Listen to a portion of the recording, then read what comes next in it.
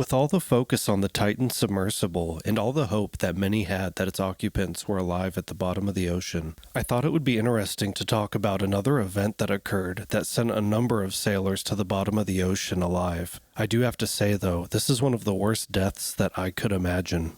This is about the Kursk submarine disaster.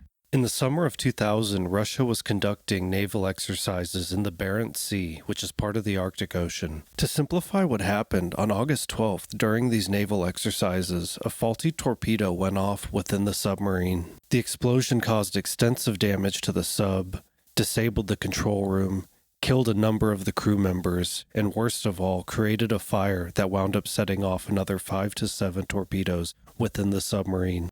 The explosions killed 95 of the 118 crew members on board and badly damaged the hull of the submarine, which caused it to sink to the bottom of the sea, which was at a depth of 354 feet or 108 meters.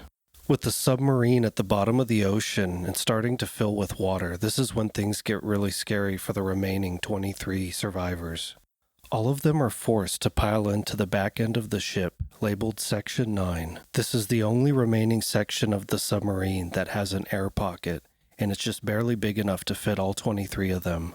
There they sit in the dark for 6 hours hoping to be rescued, but unfortunately before that can happen, they start running out of oxygen. In an attempt to create more oxygen, which would then potentially allow more time for them to be rescued, they were trying to change out a chemical oxygen cartridge made of potassium, but unfortunately it slipped from one of their hands and fell into the oily seawater and ignited. This final explosion and the fire that followed it sucked up all the remaining oxygen in this small pocket and suffocated the remaining sailors.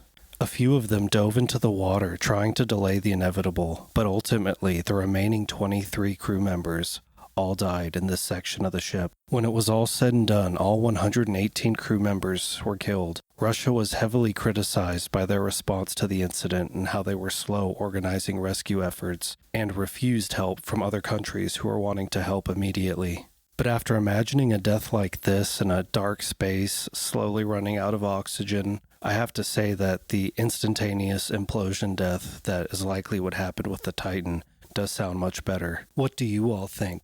Would you rather be trapped at the bottom of the ocean with maybe a little bit of hope of being rescued?